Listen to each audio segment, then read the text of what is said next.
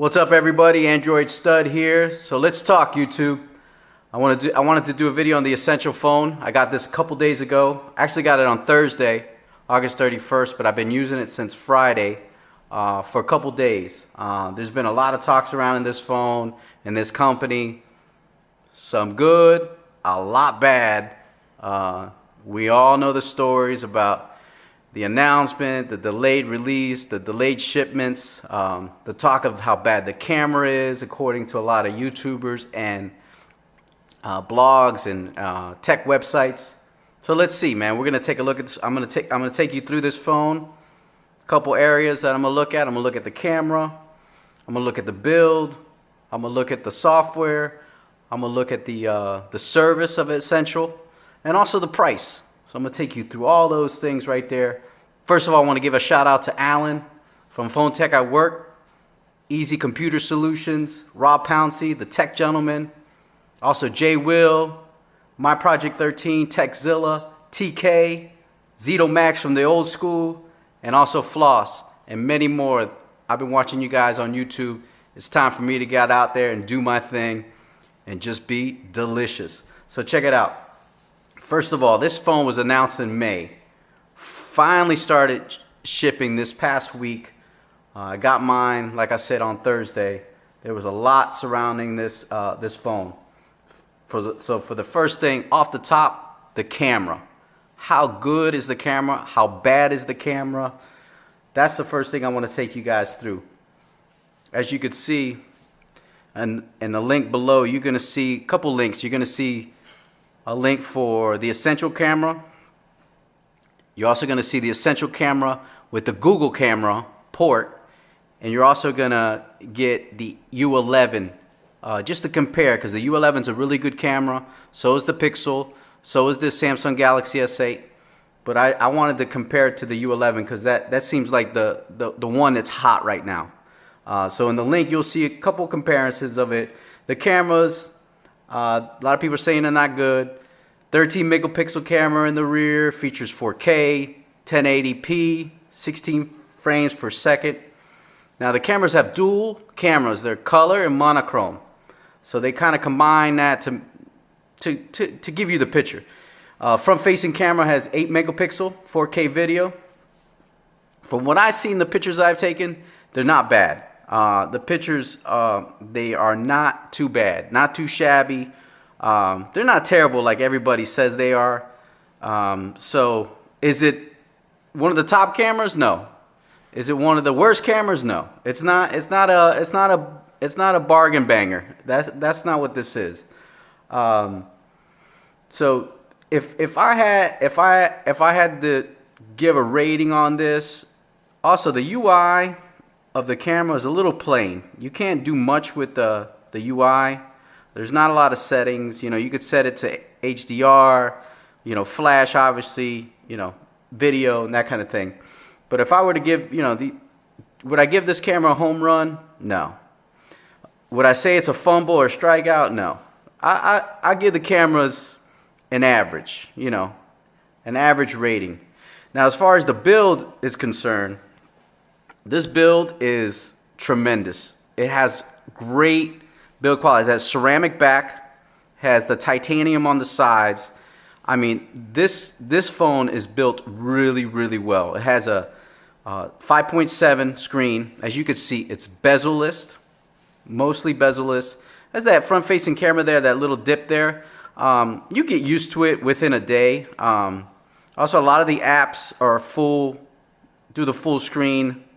Just depends what app you're in. You know, that'll probably get more development as it goes. As you can see, Google Maps is a full screen. But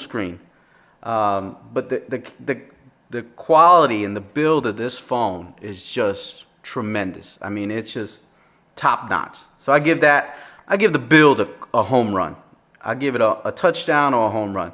Now the software, it's running Android Nougat 7.1, I believe, and it runs very smooth. I have no issues with it. It runs really, really smooth. You know, going in between apps. I mean, it's stock Android, so you're not going to have any kind of lag like a Samsung or an LG. So it's pretty smooth. So the speakers are also loud on this Essential phone, really loud. You get good quality sound.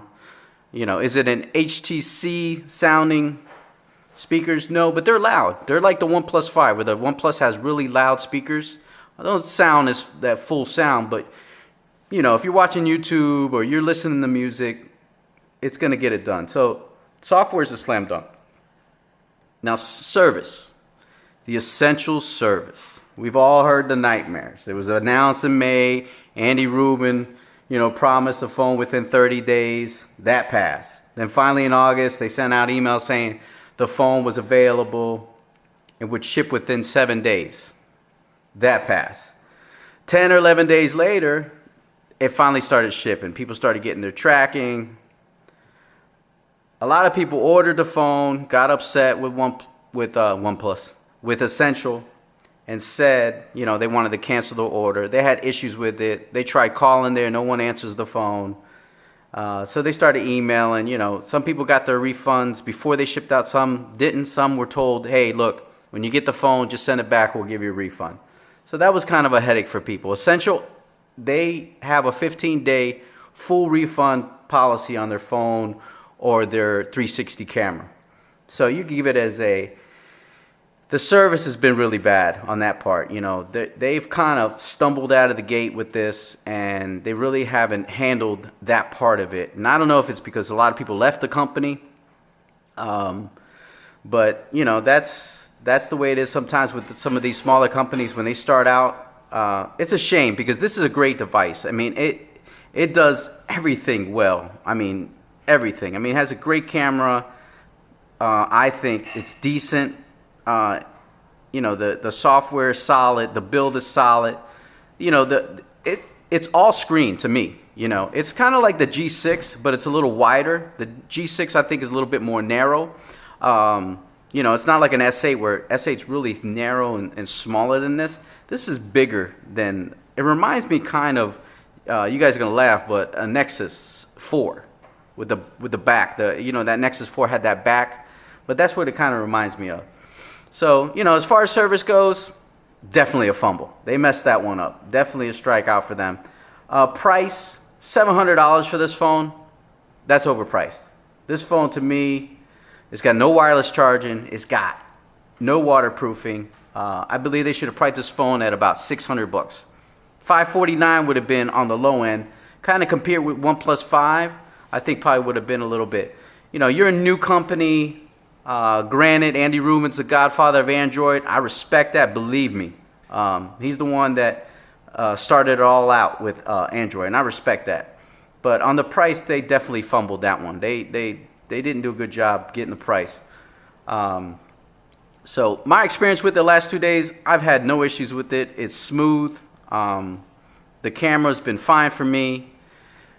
And you got to understand that most pictures you're going to post are going to be on Facebook, Instagram, Telegram. You're going to be sending Hangouts. Is it a U11 camera? No. Is it a Pixel camera? No. Galaxy S8 Plus? Probably not. Is it a good enough camera to get you what you need? Probably. Now, would I recommend this to somebody? $700 is a lot of money for this phone. So unless you're a tech enthusiast and that's some investment you want to make and you want to have fun with it, I'm kind of interested to see what Rubin and Essential are going to do with the camera, if they're going to try to send some software updates to try to improve the camera a little bit. We'll see.